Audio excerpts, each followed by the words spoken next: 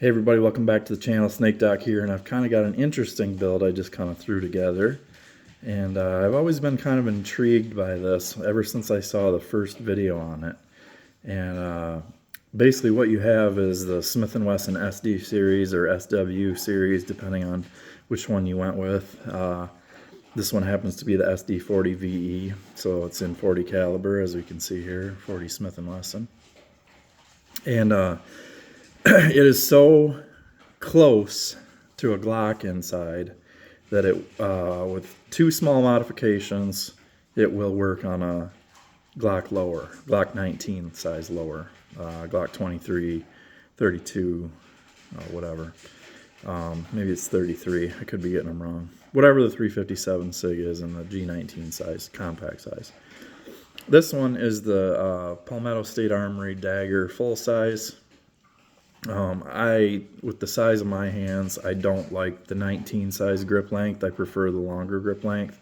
So in this configuration, you could say it's equivalent to a 19X or a G45. Anyhow, let's show here. Obviously, we have a Glock magazine in the bottom. This is a 15 round Glock 22 mag. You can see there, 15 rounds. And nothing in the mag well, and I will show you we are clear there. So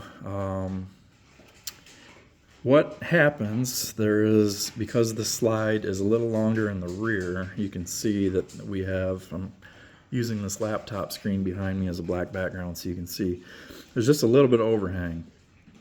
Now in theory you could grind these corners down, round them off, whatever, if you wanted to. The beaver tail is so nice on this frame that I'm not going to get slide bite from it, so I'm just going to leave it. It doesn't affect anything back here. You don't have to modify the back plate or anything. It works perfectly as is. This one is an aluminum back plate, but the factory one's the same.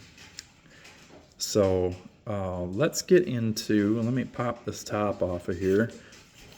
YouTube, that is done for regular maintenance and cleaning. Let's show you. We got to still have to pull the trigger to drop the striker. Just retract just a smidge, pull your takedown tabs, and you can push the top right off. So no modifications done to the frame. The frame is just a basic Gen 3 style frame.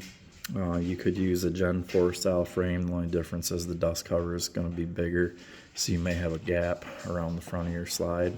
No, not a big deal. All right, so what needs to be done to make this work on a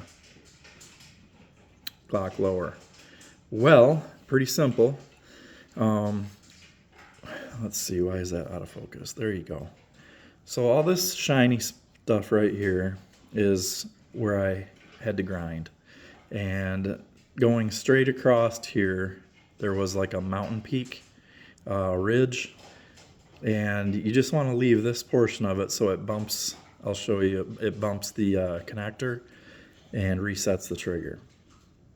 So you just want to leave that little bit. Now if you go too far, it won't reset the trigger, and then you'll have to either weld or JB weld or epoxy, JB epoxy, some material back there, and then grind it to shape.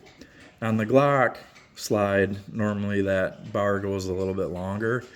It doesn't need to. I'll show you that when we do a function in just a minute here. All it needs to do is smack it with that tab.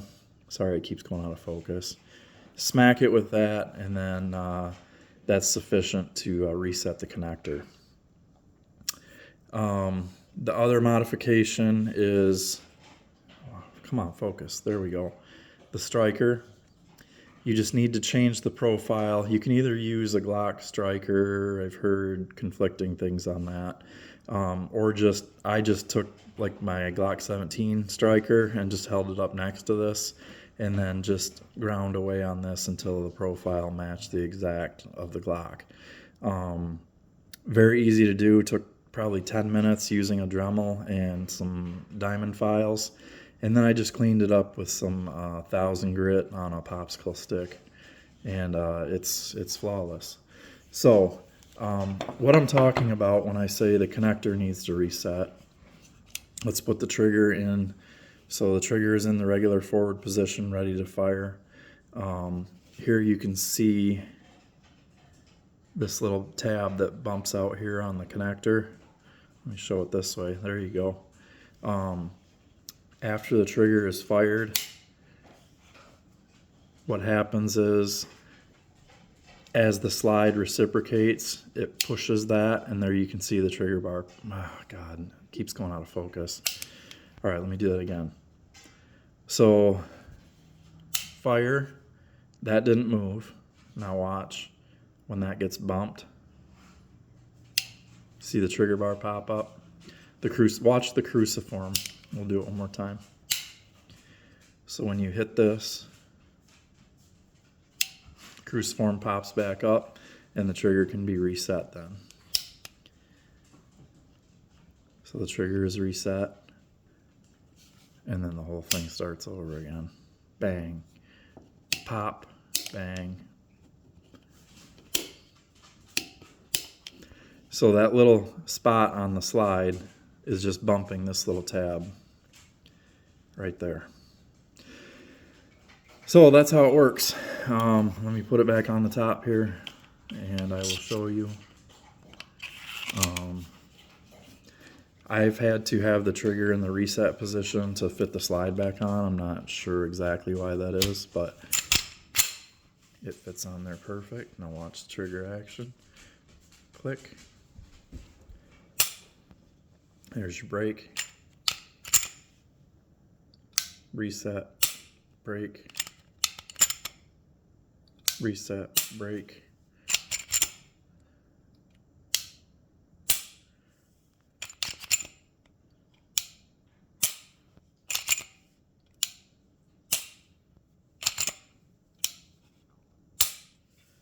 There it is, peeps.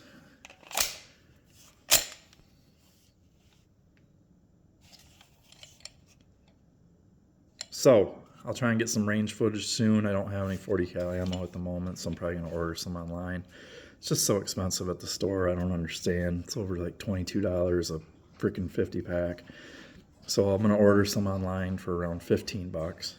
And I'll probably get a couple hundred rounds and run it through this and vet it. And assuming those 200 rounds go flawlessly, I may use this thing as a stash gun. Throw a light on there, some hollow points. Fun stuff. There you go. Thank you guys for watching. Always shoot safe.